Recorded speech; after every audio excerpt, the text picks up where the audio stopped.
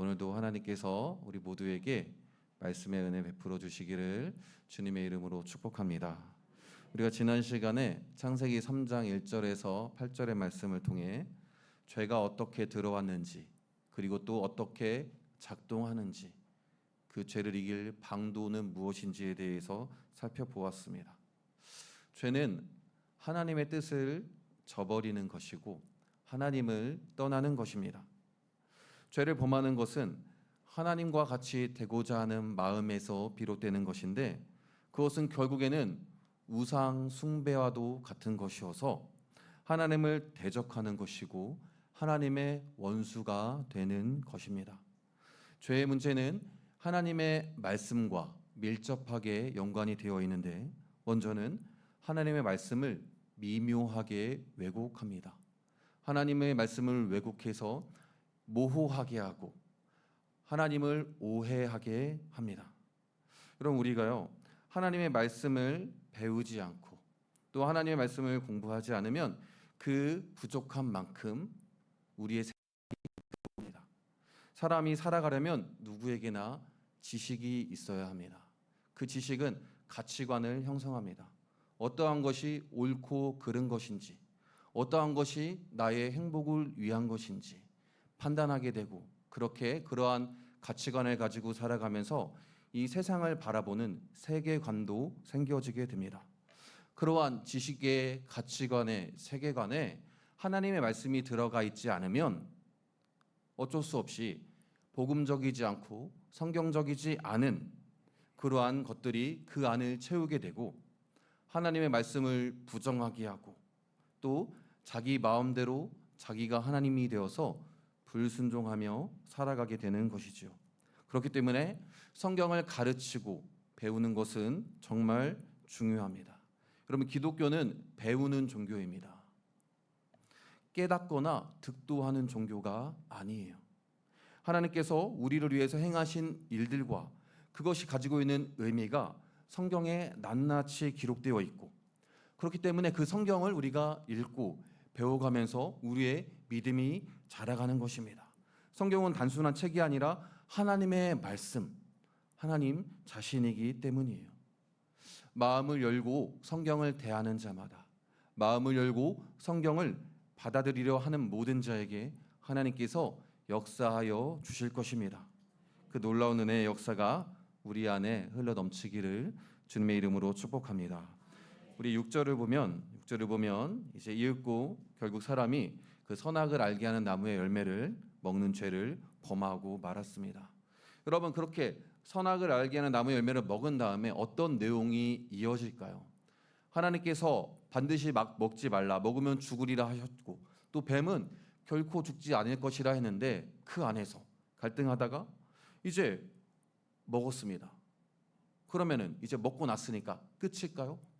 먹었으면 장땡 이러면서 끝일까요?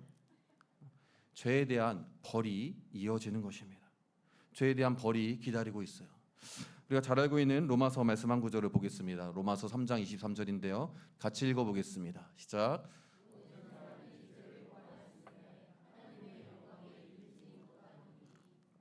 아멘. 여러분, 사람은 본래 하나님의 영광 안에 있었습니다. 하나님의 영광 가운데 있었어요. 그런데 죄가 그 영광을 잃어버리게 한 것입니다. 그래서 모든 사람이 죄를 범하였기 때문에 원래는 하나님의 영광 가운데 있었는데 영광에 이르지 못하는 존재, 영광을 잃어버린 존재가 되고 말았습니다.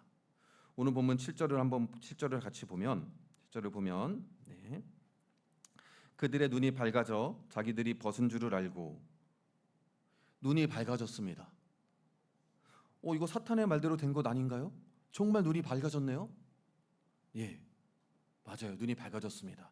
사탄이 처음부터 100% 거짓말을 가지고 접근했으면 속았겠습니까? 교묘하게 은근히 사실을 섞는 거예요. 그래서 왜곡하는 겁니다. 정말 눈이 밝아졌어요. 그런데 눈이 밝아졌다는 게 뭘까요, 여러분? 시력이 1.0인데 한 3.0이 된 걸 말하는 걸까요? 선악을 알 수 있게 되었다는 얘기입니다. 그래서 눈이 밝아져서 선악을 알 수 있게 되었는데 그 다음에 한 첫 번째로 한 행동이 뭡니까? 자기들이 벗은 줄을 아는 거예요. 그리고 나서 무화과 나무 잎을 엮어서 치마로 삼아서 감춥니다. 자기들이 벗은 게 부끄럽고 수치스러움을 느끼는 거예요. 그런데 여러분, 아담과 하와는 처음부터 벗고 있었습니다. 진즉부터 벗은 줄을 알고 있었어요. 그런데 그것이 전혀 수치스럽지 않고 전혀 부끄럽지 않았습니다. 무엇 때문에? 왜냐하면 그들은 영광스러운 존재였단 말입니다. 그런데 갑자기 왜 부끄러움을 느끼고 수치스러움을 느낍니까? 죄를 범함을 통해서 선악을 알긴 아는 존재가 되었기 때문입니다. 무슨 말이냐면 원래 이 하나님이 선악을 알게 하는 나무 열매를 먹지 말라 명한 그 순간부터 선과 악은 존재했습니다. 그 말씀을 들어서 선악을 알게 하는 나무 열매를 먹지 않는 것, 그것이 선이었어요. 그러면서 생명나무의 열매를 먹으면서 계속 살아가는 것이고, 반대로 하나님의 말씀을 어기고 선악을 알게 하는 나무의 열매를 먹는 것이 악이었죠. 그래서 그 선을 행하면서 그 말씀에 순종하면서 영원한 생명을 누리며 그 선이 주는 복 가운데 하나님의 영광 가운데 살아가면 되는 것이었는데 어떻게 했습니까? 악을 범했습니다. 악을 행함으로 선과 악을 알게 된 거예요. 선을 통해서 알게 되는 것이 아니라 악을 통해서 선과 악을 알게 되었습니다. 여러분, 눈이 밝아졌으면 뭘 봐야 돼요? 이 하나님의 아름다운 피조 세계, 이 창조 세계를 보면서 심히 좋았다고 하신 그 세계를 마음껏 보고, 또 하나님의 형상대로 창조된 우리가 얼마나 영광스러운 존재인지 그것을 알고 느끼고 깨달아야 하는데, 반대로 자기들이 얼마나 부끄러운 존재인지, 하나님의 말씀을 어기는 악을 행한 죄인된 자들이 얼마나 수치스러운 존재인지, 하나님을 떠나서 하나님을 잃어버린 자신들이 얼마나 부끄러운 존재인지 흙에 불과한 자신들인 것만을 깨닫게 된 것입니다. 그런데 여러분, 무화과 나무 잎으로는 결코 인간의 수치를 가릴 수 없습니다. 하나님의 소리가 들렸을 때 어떻게 하는지만 봐도 우리가 알 수 있어요. 8절, 9절, 10절을 보면 이제 여호와 하나님의 소리를 듣고 아담과 그의 아내가 하나님의 낯을 피하여 숨었습니다. 하나님께서 어디 있느냐 물으시니까 아담이 말하죠. 내가 하나님의 소리를 듣고 벗었으므로 두려워하여 숨었나이다. 두려워하여 숨는 존재, 하나님을 피하는 존재, 이게 죄인의 특징입니다. 어떤 죄인도 하나님 앞에 나올 수 없습니다. 하나님 앞에 나아가면 죽는다는 것을 알기 때문이에요. 하나님을 두려워하고 하나님을 피하며 두려워하는 존재, 그렇게 하나님의 영광을 떠난 수치스러운 존재가 되어버린 것입니다. 11절부터 말씀을 보면 우리 11절과 13절 앞부분 함께 우리 화면을 보면서 함께 보겠습니다. 한번 읽어보겠습니다. 이르시되 누가 너의 벗었음을 내게 알렸느냐?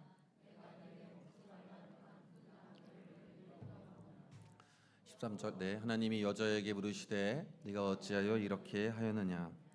마치 재판하시듯이, 재판정에서 죄인을 신문하듯이 하나님께서 먼저 11절에 아담에게, 그리고 13절에 여자에게 물으십니다. 어찌하여서 이렇게 하였느냐? 먹지 말라 명한 열매를 먹었느냐 할 때 아담과 여자의 각각의 대답입니다. 12절 같이 읽습니다. 아담이 이르되 하나님이 주셔서 나와 함께 있게 하신 여자, 그가 그 나무 열매를 내게 주므로 내가 먹었나이다. 여자의 대답입니다. 뱀이 나를 깨므로 내가 먹었나이다. 어떻습니까? 기가 막히지요. 뭐라고 하는 겁니까? 아담은 또 뭐라고 하는 거예요? 여자가 내게 주어서, 여자의 책임인데 또 그 여자는 어떤 여자입니까? 하나님이 주신 여자예요. 그러니까 누구 책임이라는 겁니까? 하나님 때문이라는 거예요. 또 여자는 뭐라고 합니까? 뱀이 나를 깨어서. 자신들이 하나님의 말씀을 소홀히 했다든지 자신들이 하나님처럼 되고자 하는 마음으로 먹었다는 얘기는 어디에도 없고 다 때문입니다. 남 탓을 하는 것이죠. 10절에 아까 아담이 하나님의 낯을 두려워하여 숨었을 때 그 두려운 마음에 죄를 뉘우치고 회개했을 거라고 이제 생각하는 분들이 종종 계시는데, 이 대답을 보면 전혀 그렇지 않다는 것을 우리가 알 수 있습니다. 여러분, 죄를 짓는다는 것은 하나님을 대적하는 것이고 하나님의 원수의 자리에 가는 것입니다. 그렇게 원수의 자리에 서는 순간 회개하지 않습니다. 아담과 하와를 보십시오. 회개하지 않습니다. 모든 책임을 외부로, 밖으로 돌리는 거예요. 그렇게 자기를 정당화하면서 자신을 변호합니다. 죄를 지적받았음에도 불구하고 자신은 그럴 수밖에 없었다고 항변하는 것이지요. 여러분, 하나님을 대적하며 하나님의 말씀을 어기는 것만 참혹한 게 아니었습니다.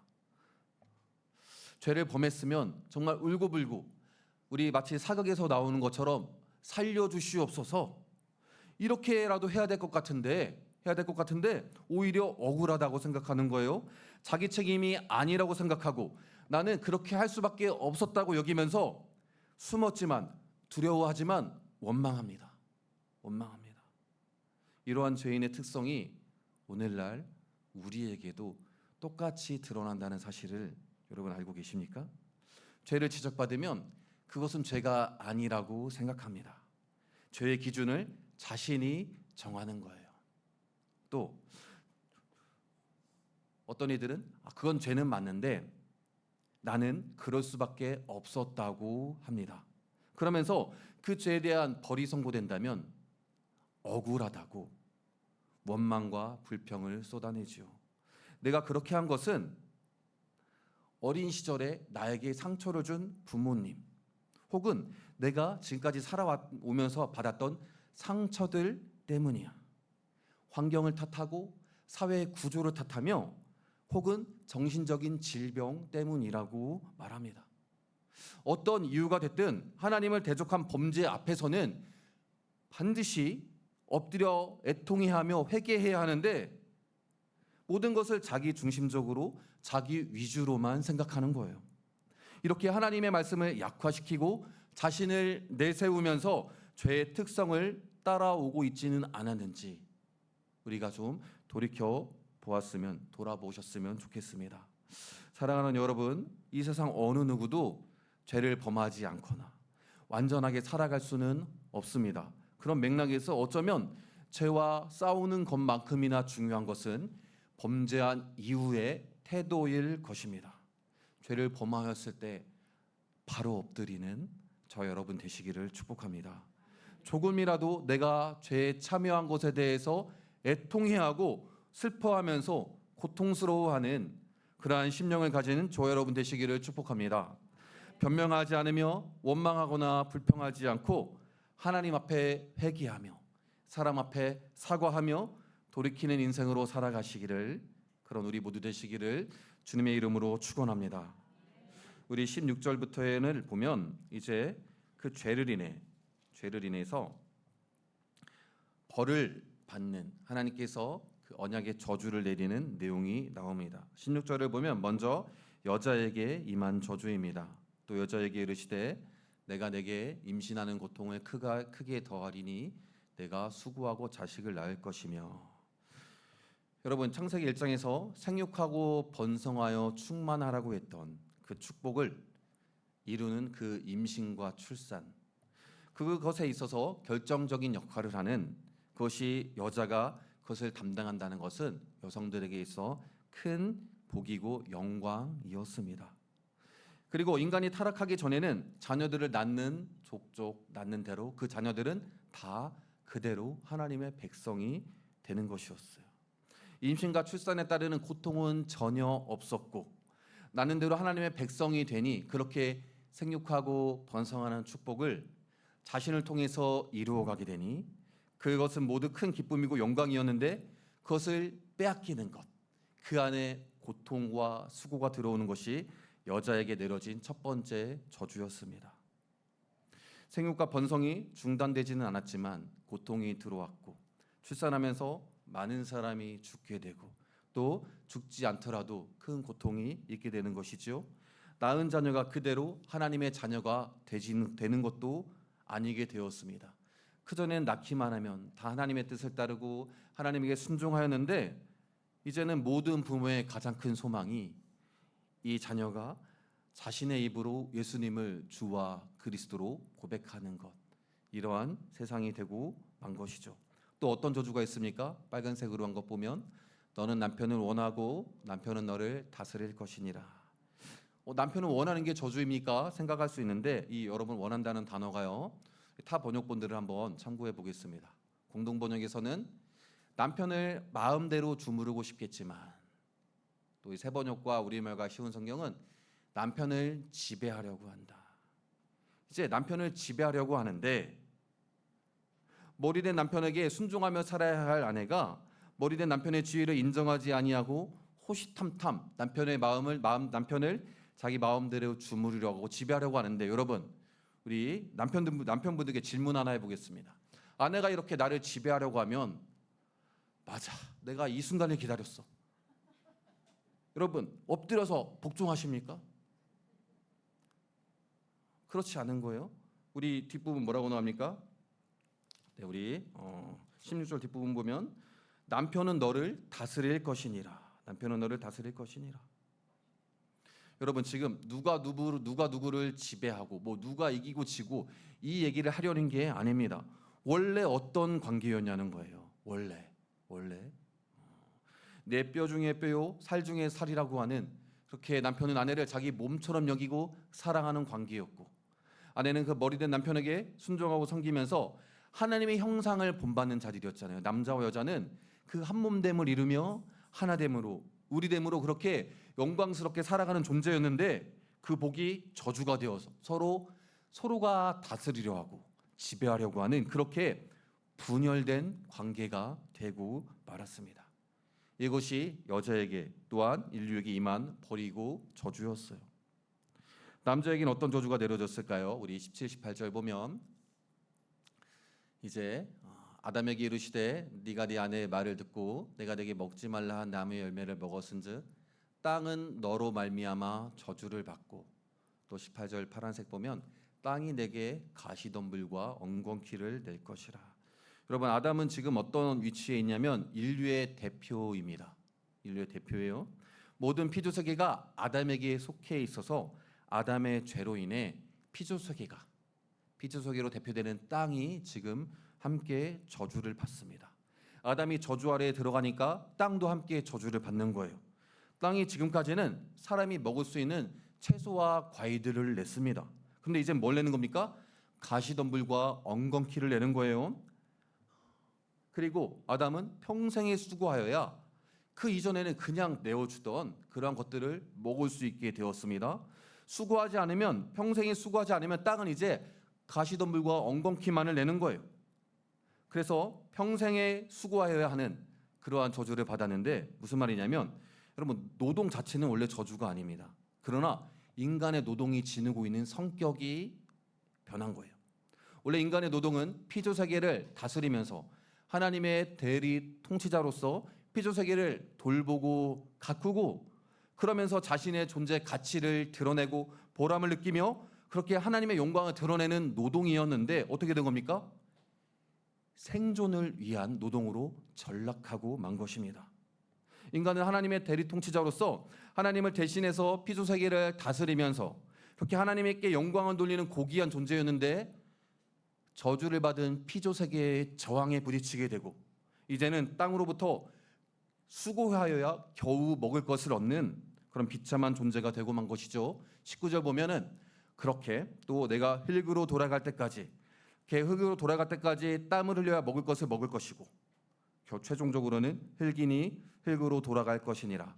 반드시 죽으리라 했던 그 말씀대로 결국 죽음의 저주가 임해졌습니다. 여러분, 모든 인간은 시간이 흐르면 쇠잔해 갑니다. 몇 살을 기점으로 보통은 한 23살, 4살을 보는데 차이는 있겠지만 피부가 탄력을 잃어가고, 이제 점점 아침에 일어났을 때 개운함을 느끼는 날들이 줄어들죠. 병에 잘 걸리게 되고, 이제 질병에서 낫는 기간도 아주 길어지게 되고, 연골도 사라지고, 머리도 빠지고 저도 많이 빠지고 있죠. 주름살이 생기고 노안이 와서 잘 보이지 않게 되고 마치 뿌리 뽑힌 꽃이 시들어가는 것처럼 그렇게 늙어가다가 흙으로 돌아가는 것. 이것이 죄의 결과로 주어진 인간의 비참한 인생입니다.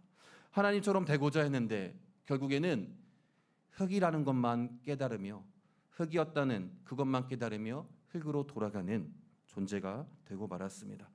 인류가 다 우리가 다 이 저주에 허덕이며 사는 것이죠. 임신과 출산의 고통에 더해서 자녀를 키우는 수고까지 큰 고통을 받는 이들이 적지 않습니다. 여러 이유들이 있겠지만 그래서 이제는 자녀들을 낳지 않으려고 하는 세상이 시대에 접어들었습니다. 또 남편과 아내는 그리스도와 교회의 관계를 보여주는 그렇게 거룩한 관계였는데 삼위일체 하나님의 하나됨을 완전한 연합을 이루는 존재였는데 남편은 아내를 자기 몸처럼 사랑하지 않고 아내는 남편을 머리로 인정하지 않아서 분열된 시대가 되었고 또 결혼 자체를 하지 않으려는 시대에 접어들었죠. 피조세계를 돌보고 가꾸어야 할 인간은 이기적인 존재가 되어서 피조세계를 약탈하고 피폐하게 하며 피조세계도 더 이상 인간에게 우호적이지만은 않습니다. 기후의 재앙과 인간이 무기 없이 맹수들을 만난다면 목숨을 잃을 수밖에 없는 상황이 되고 그 하찮았던 모기까지 우리의 피를 말도 안 되는 세상을 살아가고 있습니다. 여러분 죽음의 저주 앞에서 무엇을 먹을까 마실까 입을까 생존을 염려하게 되었고 또 병에 걸리지 않을까 두려움 가운데 염려하며 젊음을 유지하기 위해서 노화를 막기 위해서 온갖 노력을 다하지만 점점 가까워지는 죽음에 대한 공포를 뛰어넘지 못하는 인간이 되고 말았습니다. 이 모든 저주의 굴레에서 벗어나기 위해서 인간은 온갖 노력을 다하지만 해결책을 얻지 못하는 가운데 그 저주 가운데 고통 가운데 죄의 결과를 받아내며 살아가는 인간의 삶이 되고 말았습니다.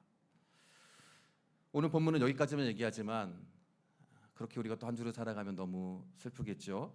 사랑하는 예언교회 성도 여러분, 예수 그리스도를 믿는 자들은 예수 그리스도 안에 있는 자들은 이 모든 저주에서 풀려났다는 것을 믿으시기를 축복합니다. 이 저주에 풀린 것에 대해 간단하게만 나누고 말씀 마치도록 하겠습니다. 서로를 지배하려고 했던 남편과 아내의 관계는 에베소서 5장의 말씀 그대로 이제 남편과 아내의 관계를 자신들의 역할을 제대로 알아감으로써 회복되었습니다. 남편은 이제 아내 사랑하기를 그리스도께서 교회를 위하여 자기를 주신 것과 같이 그렇게 자기 목숨을 아끼지 아니하고 사랑하는 남편으로 회복되었고 그렇습니까? 우리 남편분은 네, 아멘. 우리 아내는 그런 남편의 머리됨을 인정하면서 남편을 섬기는 자로 회복되었습니다. 우리는 생존을 위해서 살아가는 저주에서도 회복되었습니다.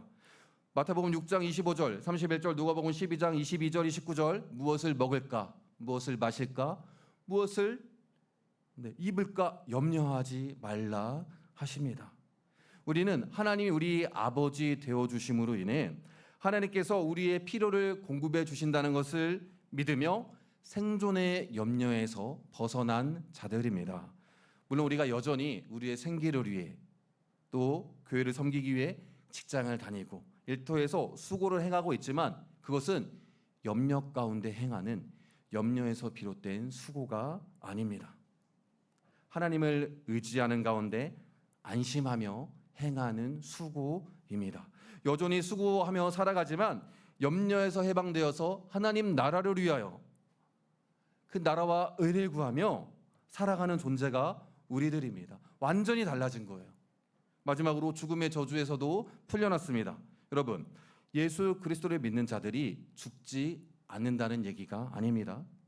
이 땅에서 우리가 입고 있는 이 연약한 이 몸은 한 번은 죽어야 합니다. 그러나 그 죽음은 더 이상 죄의 결과가 아닙니다. 옛것을 벗고 새 옷을 입는 과정이에요. 우리의 죽음은 모든 것을 다 잃어버리고 어둠의 세계에 사로잡히는 것이 아닙니다. 오히려 영광의 세계, 빛의 세계로 들어가는 관문입니다. 애벌레가 나비가 되는 것처럼 비록 이 육체의 죽음이 우리에게 두려움을 가져오기도 하고 이제 사랑하는 이들과 헤어짐의 슬픔을 가져오기도 하지만 그 죽음은 영광의 삶으로 나아가는 과정이라는 것을 꼭 기억하셨으면 좋겠습니다. 사랑하는 양학교회 성도 여러분, 죄의 결과는 참혹했습니다. 저주 가운데 하나님께서 주신 모든 복을 다 잃어버렸어요. 고통과 염려, 두려움에 빠진 비참한 인생이 되어버렸습니다. 그러나 하나님은 그 모든 저주에서 우리를 다시 건져 주셨습니다. 죄에서 건지셨을 뿐만 아니라 죄의 결과인 죽음에서, 그 수치와 비참함에서, 고통과 두려움에서 건져 주셨습니다. 우리는 아직 완전하지 않지만 우리가 살아가기에 충분한 복을 교회에서, 이렇게 교회로 살아가면서 누리게 되었습니다. 주께서 다시 오시는 날 완전하게 누리게 될 그 온전한 복을 소망하며 살아가는 자들이 되었습니다. 이 복음의 소식을 믿으시기를 축복합니다. 말씀 위에 굳게 서서 잘 믿고 살아가시기를, 이 말씀을 다시 한번 왜곡하고 오해하게 하며 선악을 알게 하는 나무의 열매를 먹게 하는 일들이 도처에서 일어나게 될 텐데, 다시 한번 그러한 죄 가운데 빠지지 않는 삶 살아내시기를 주님의 이름으로 축원합니다. 우리 찬양할 텐데 이 찬양을 좀 생소한 분들이 많다고 하셔서 먼저 한번 불러보고 또 함께 찬양하겠습니다.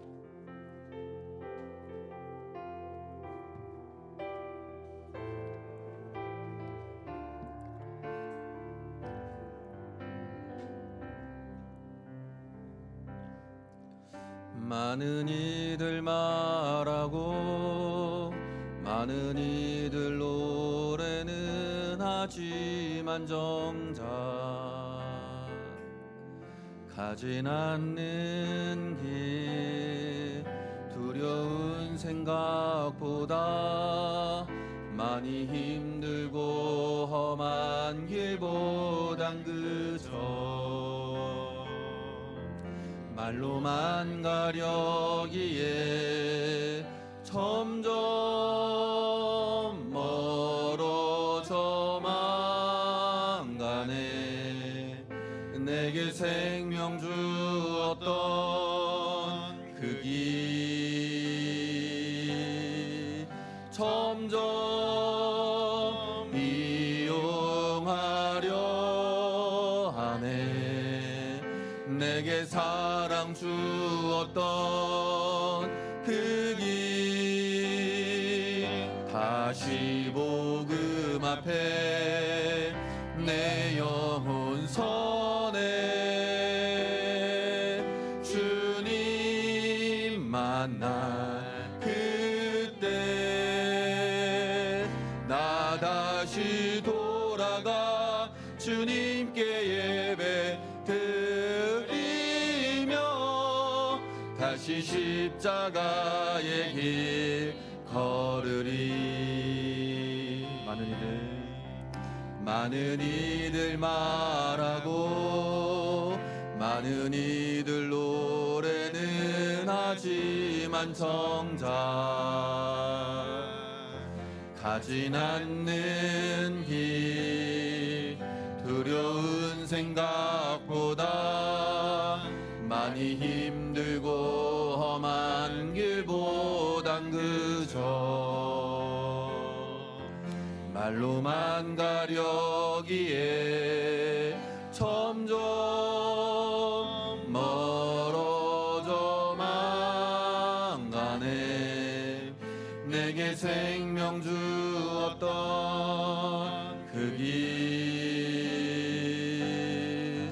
점점 이용하려 하네. 내게 사랑 주었던 그 길 다시 복음 앞에 내 영혼 선에 주님 만난 그때 나 예배 드리며 다시 십자가의 길 걸으리. 다시 복음 앞에, 다시 복음 앞에 내 영혼 선해 주님 만난 그때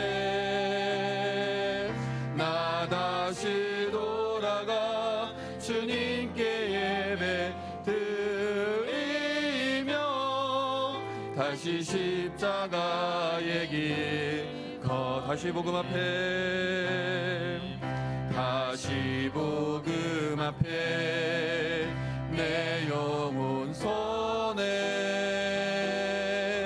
주님 만난 그때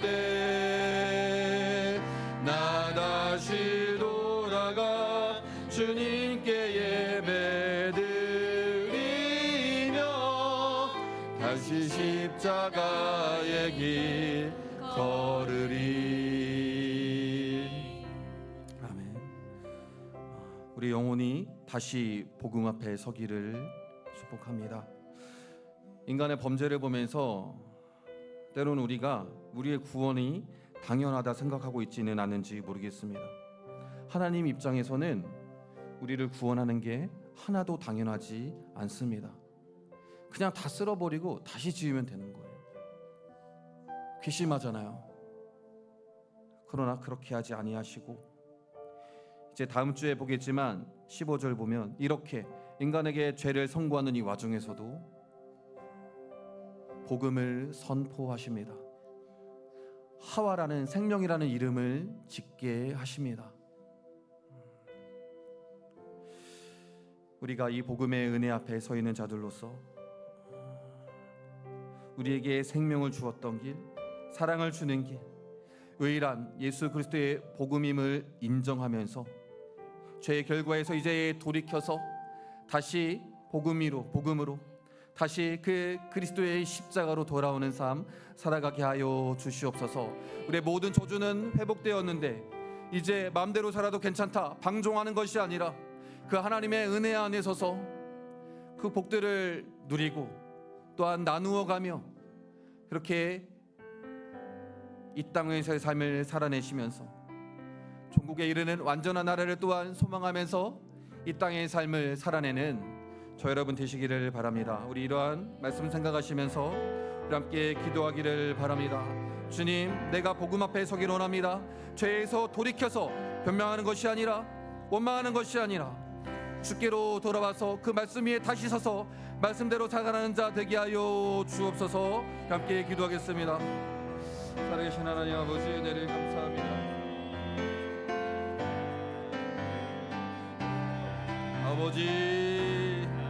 아버지여, 죄에 억눌려서 아버지여 다시 분열된 자로, 다시 염려하며 두려워하며 억눌린 자로, 그렇게 숨는 자로 피하는 자로 살아가지 않게 하여 주시옵소서. 아버지, 먼저는 죄와 싸우게 하시고 말씀대로 행하는 자들로 우리를 세워 주시옵소서.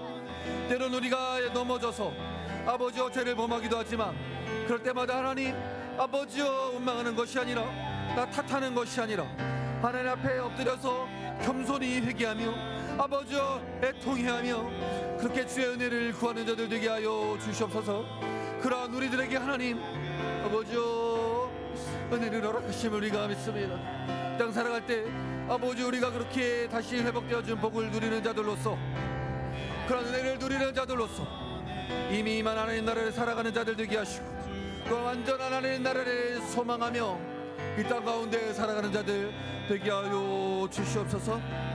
아버지, 때로는 아버지 우리의 삶의 무게가 아버지도 너무도 무거워서 아버지여 이해하기 힘든 슬픔과 고통이 나를 짓누르지만 아버지, 그것이 아버지 우리의 이 구원의 은혜를 빼앗아갈 수 없습니다. 아버지, 그 안에서 버텨내며 견뎌내며 아버지여 영원한 하늘을 향한 소망으로 살아가는 자들 되게 하여 주시옵소서. 아버지여, 이 저주는 아버지여 더 이상 우리를 억누르지 못하니 아버지여 선한 삶으로 살아갈 수 있도록 주여 아버지여 함께하여 주시옵소서. 아버지 은혜 주시옵소서.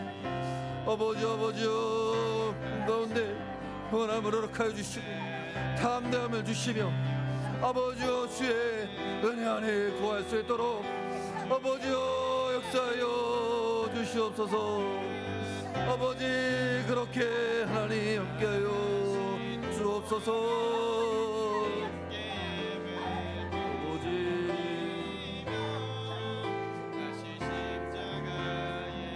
아버지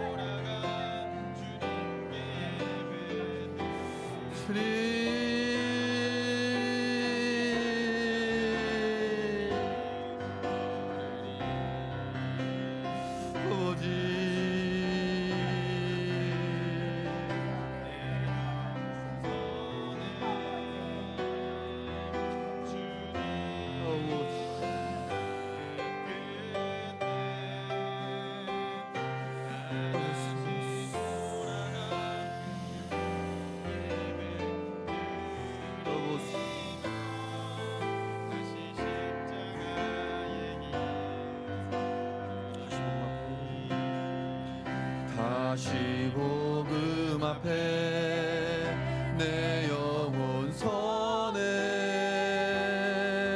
주님 만난 그때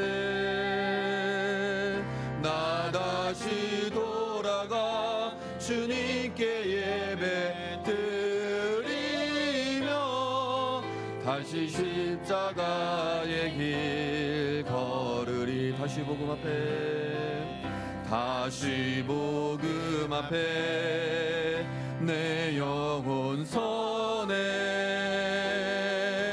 주님 만난 그때 나 다시 돌아가 주님께 예배 드리며 다시 십자가의 길 걸으리. 마지막으로 한 번만 더 합니다. 다시 복음 앞에 다시 복음 앞에 내 영혼 선해 주님 만난 그때 나 다시 돌아가 주님께 예배 드리며 다시 십자가의 길 걸으리. 지금은 우리 주 예수 그리스도의 은혜와 아버지 하나님의 사랑하심과 성령 하나님의 교통하심이 죄의 결과를 보며